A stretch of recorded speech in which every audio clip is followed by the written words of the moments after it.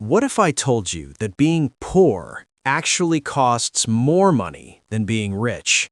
Not in theory, not in motivational quotes, but in real life, every single day.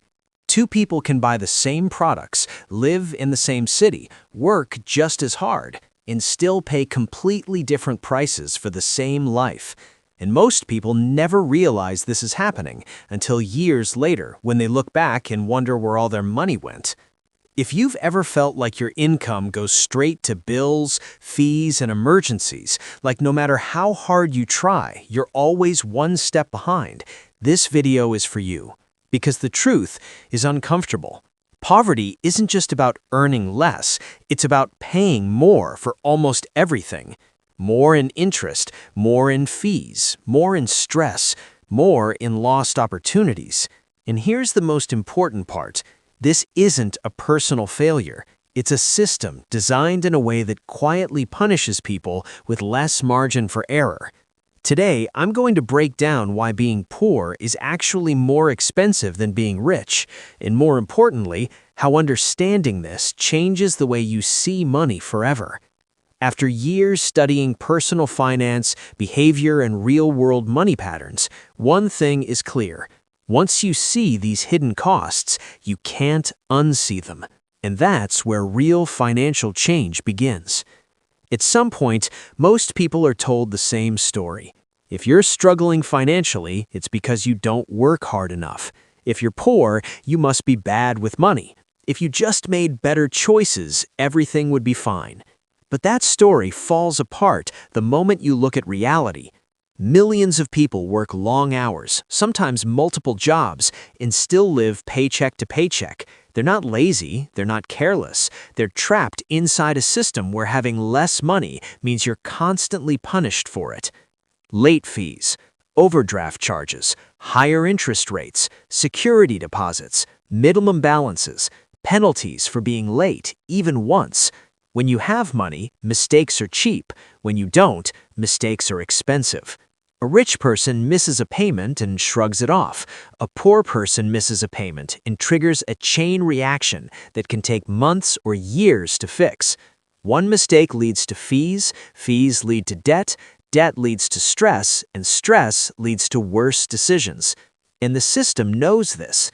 Banks, lenders, landlords, and service providers don't price based on effort. They price based on risk, and when you're poor, you are labeled as high risk, even if you're responsible. That's why two people can need the same loan, the same apartment, or the same car, and one of them pays thousands more over time. This creates a cruel loop.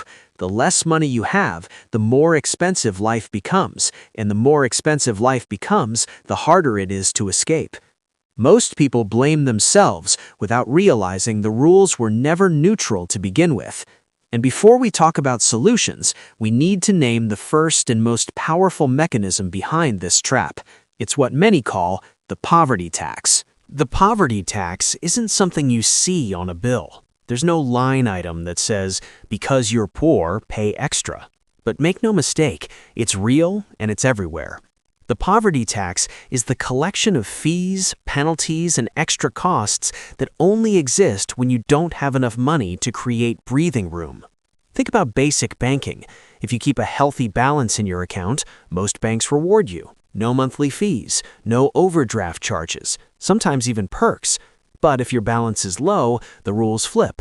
Suddenly, just accessing your own money costs you money.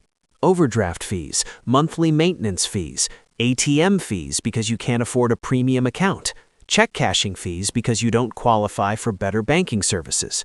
Each fee seems small on its own, $10 here, $35 there, but over a year, these costs quietly drain hundreds, sometimes thousands of dollars from people who can least afford it. And it doesn't stop at banks. Paying bills late because cash flow is tight triggers late fees. Missing a deadline once can raise your interest rates permanently. Not having enough money for a security deposit forces you into worse housing situations with higher long-term costs. When you're rich, you avoid these costs automatically, not because you're smarter, but because you have margin. Margin is the real luxury. It means you can pay early instead of late. It means you can choose providers instead of accepting whatever is available. It means you're rewarded for stability instead of punished for instability. The poverty tax exists because the system is built around protecting itself from risk, and poverty is treated as risk. So, the people with the least money end up subsidizing the system through penalties and fees, while those with more money pay almost nothing for the same services. Once you understand this, something important becomes clear. Escaping poverty isn't just about earning more, it's about eliminating these hidden drains. And one of the biggest drains of all shows up the moment you try to borrow money, because that's where interest rates enter the picture. Interest is where the poverty tax becomes impossible to ignore. Two people walk into a dealership, same car, same price, same payment term. But one of them walks out paying thousands of dollars more, not because of the car, but because of their credit score. When you're poor, credit isn't just a number, it's a judgment, and that judgment follows you everywhere. Lower credit scores mean higher interest rates on credit cards, personal loans, car loans, and sometimes even rent. It means higher insurance premiums. It can even affect job opportunities in certain industries. The system assumes that if you have less money, you are a higher risk, and risk gets punished with interest. Here's the trap. People with less money often rely on credit just to survive. Emergencies don't wait until you're ready. A broken car, a medical bill, or a missed paycheck forces you to borrow, usually at the worst possible terms. A credit card with a 25% interest rate doesn't just delay payment, it multiplies the cost of everything you buy. That $1,000 emergency quickly becomes $1,400, then $1,800 if you can only make minimum payments. Meanwhile, people with money borrow cheaply, sometimes under 5%, sometimes close to zero. They use credit as a tool. The poor are forced to use it as a lifeline. And once you fall behind, it gets worse. Late payments damage your score. Damaged credit raises interest. Higher interest makes balances harder to pay off. And suddenly, you're trapped in a cycle where every month you work just to pay for past emergencies. This is why poverty feels so exhausting. You're always paying for yesterday. What makes this even more unfair is that none of this measures discipline or character. It measures access. Access to time, access to margin, access to stability. Understanding this changes how you see debt. The real enemy isn't borrowing, it's borrowing without leverage. And to understand leverage, we need to look at something most people think is saving the money, but is quietly doing the opposite. When money is tight, the instinct is simple. Buy the cheapest option. It feels responsible, it feels smart, and in the moment, it feels like survival. But over time, this habit becomes one of the most expensive traps of all. Cheap products rarely last. Shoes fall apart, electronics fail, furniture breaks, and every replacement means paying again, not once, but over and over. Someone with money can buy a $120 pair of shoes that lasts 3 years. Someone without money buys a $30 pair that lasts 3 months. After a year, the cheap option costs more, and the cycle repeats. This isn't about poor judgment, it's about limited options. When you're poor, you optimize for today, not tomorrow. You don't buy based on total cost over time, you buy based on what you can afford right now. The same pattern shows up everywhere. Cheap tires wear out faster and become dangerous. Low-quality appliances consume more energy. Discount food saves money today, but costs health tomorrow. And because replacements and repairs are unpredictable, they create financial stress. Stress pushes people toward even cheaper decisions, reinforcing the cycle. Wealth changes this dynamic completely. Money allows you to pay once and be done. It allows you to think long-term. It turns buying decisions into investments instead of recurring expenses. This is why wealth isn't about luxury, it's about durability. The real cost of being poor isn't what you buy, it's how often you're forced to buy it again. And when something eventually breaks at the worst possible moment, there's another problem waiting. Because without savings, even small emergencies become financial disasters. Emergencies are not rare events, they're guaranteed. Cars break down, phones stop working, kids get sick, hours get cut. Life happens, whether you're ready or not. The difference between being financially stable and being poor isn't whether emergencies occur, it's what happens next. When you have savings, an emergency is an inconvenience. When you don't, it's a financial crisis. Without an emergency fund, every unexpected expense forces a decision under pressure, and pressure leads to the most expensive choices possible. You swipe a credit card, you take a payday loan, you borrow from whoever will say yes, and suddenly a $500 problem turns into a $1,200 debt. The real danger isn't the emergency itself, it's the urgency. When time is short and cash is tight, interest rates no longer matter, survival does. That's how debt begins to snowball. Minimum payments barely touch the balance, interest keeps compounding, and every month, more of your income is already spoken for before you even get paid. This creates a fragile financial life, one where stability depends on nothing going wrong, which is impossible. Wealth changes the entire equation. Savings buy time, time buys better decisions, and better decisions keep emergencies from becoming long-term damage. This is why rich people focus obsessively on liquidity, not just net worth. Cash isn't idle, it's protection. The goal isn't to eliminate emergencies, that's unrealistic. The goal is to stop emergencies from hijacking your future. And when emergencies drain your finances, the first place you feel it is in the biggest monthly expense most people have, where they live. Housing is where the cost of poverty becomes painfully visible.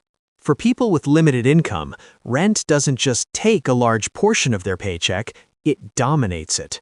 A much higher percentage of their income goes toward housing compared to wealthier households. And the irony is cruel. The less money you have, the worse the housing options become, and often the more expensive they are over time. Poorer renters are more likely to face unstable leases, higher deposits, application fees, and frequent moves. Each move comes with hidden costs: new deposits, moving trucks, utility setup fees, time off work, and stress. Stability is expensive when you're poor. In better neighborhoods, landlords demand strong credit, proof of savings, and spotless rental history. Without those, people are pushed into lower quality housing with higher long-term costs, poor insulation, inefficient heating, constant maintenance issues. These aren't just inconveniences, they're financial drains. Higher utility bills, more repairs you're responsible for, health issues caused by stress or poor living conditions. Meanwhile, wealthier individuals lock in stable housing, often at better long-term rates. They plan years ahead. Their housing costs become predictable, sometimes even decreasing relative to income. This predictability is a form of financial power. When your housing is unstable, everything else becomes unstable too. Budgets break, emergency funds disappear, long-term planning feels impossible. And because housing consumes so much cash flow, it limits the ability to save, invest, or prepare for the future. This isn't about taste or comfort, it's about math. The system charges the highest relative prices to those with the least flexibility. And when housing stretches finances to the limit, transportation becomes the next silent drain. Because getting to work shouldn't cost your future, but for many, it does. Transportation is one of those costs people rarely question until it starts breaking their budget. When you're poor, transportation isn't about convenience, it's about survival. You take what you can get, not what's efficient or reliable. Older cars are cheaper up front, but they come with a hidden price: constant repairs. One month it's the brakes, the next the transmission, and repairs never happen when you're financially ready for them. So you delay maintenance. Delays cause bigger failures. Bigger failures cost even more. It's the same cycle, over and over. For those without a car, public transportation becomes the alternative, but cheaper doesn't mean affordable. Long commutes consume hours every day, missed connections lead to late arrivals, and being late, even occasionally, can cost shifts, promotions, or entire jobs. Time becomes the real expense.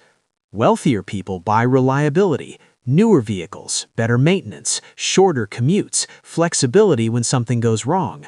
Transportation becomes predictable instead of stressful, and predictability matters more than price. When transportation is unreliable, everything else suffers. Job opportunities shrink to what's nearby, schedules become rigid, side income becomes impossible. Growth slows down, not because of lack of effort, but lack of mobility. This is another way poverty quietly taxes progress.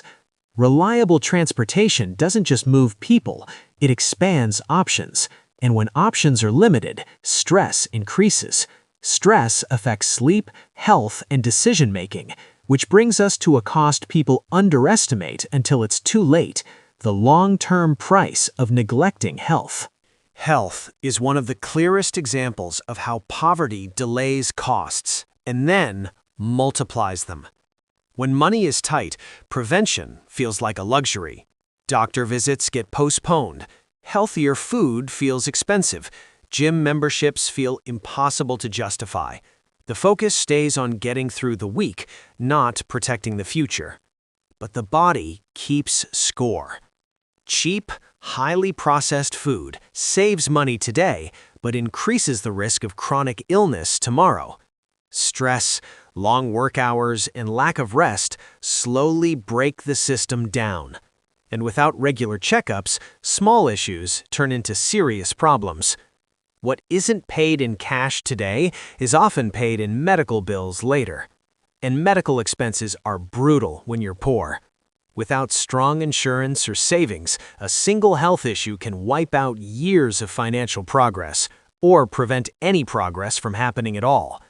Medical debt becomes another long-term burden, often with no clear finish line. Wealth changes how health is treated. Rich people invest early. They pay for prevention. They choose food, time, and environments that reduce long-term risk. Health becomes part of their financial strategy, not an afterthought. This isn't about discipline or motivation, it's about access.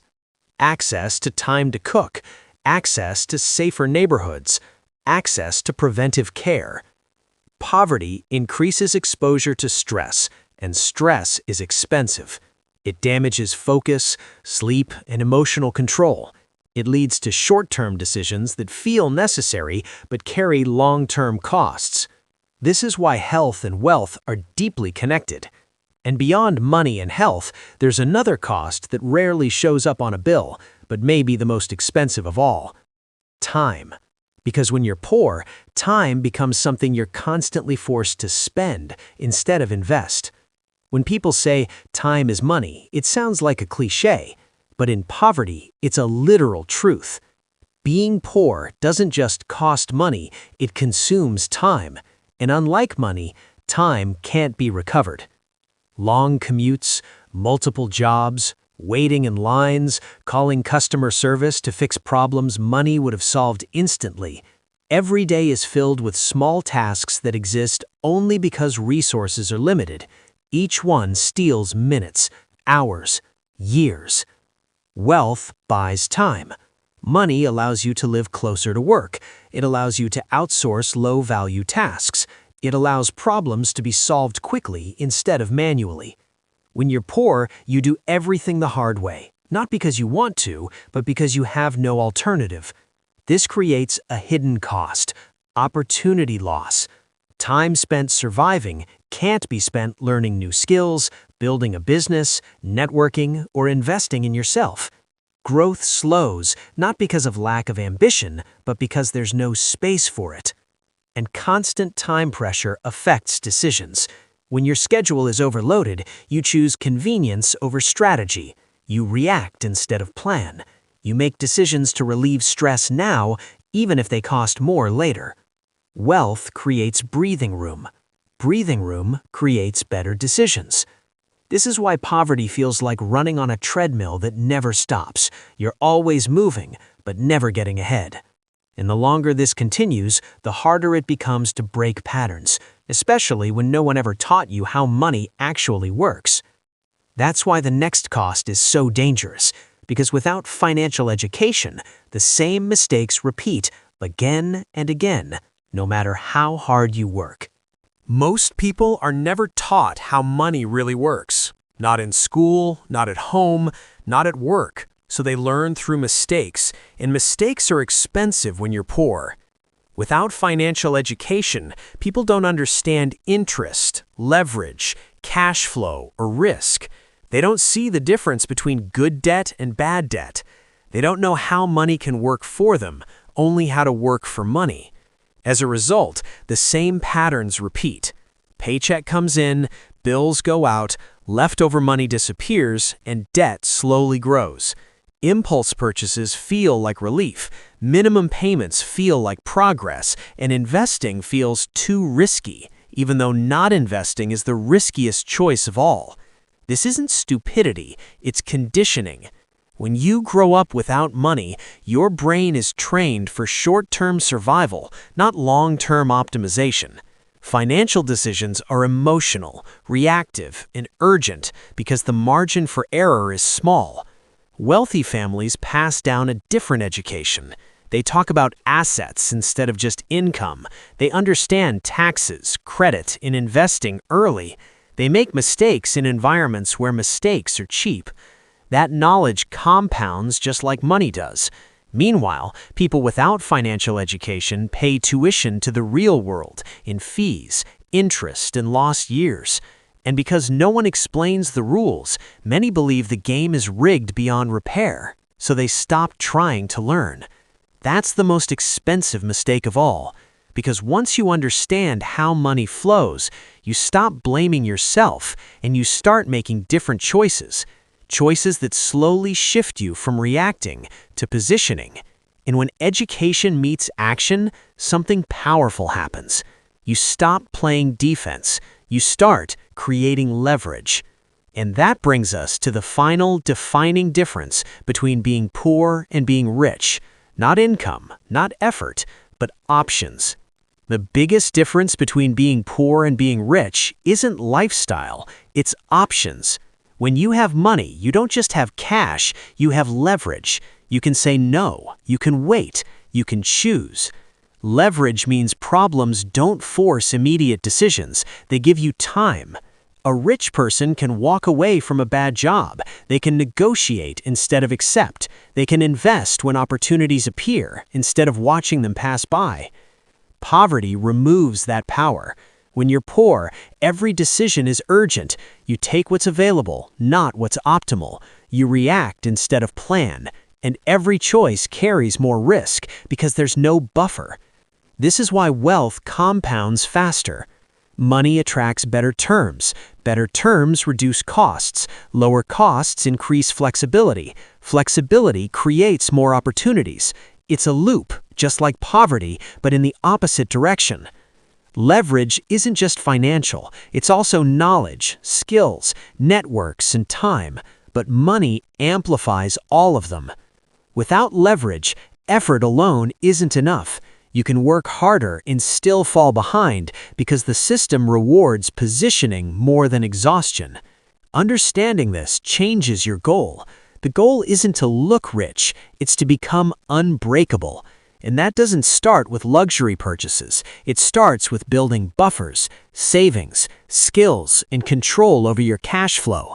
Because once you have leverage, life becomes less reactive and more intentional. And when life stops reacting to emergencies, you finally get space to reflect on the bigger question. What does it really cost to stay poor? Not just financially, but personally, emotionally, and over a lifetime. At this point, one thing should be clear. The real cost of being poor isn't just money, it's the constant pressure, the lack of margin, the feeling that one mistake could collapse everything you've built. Poverty charges interest on your attention. When every dollar already has a job, your mind is never at rest. You're always calculating, worrying, reacting. That mental load affects sleep, relationships, health, and confidence. Over time, it shapes how you see yourself and what you believe is possible.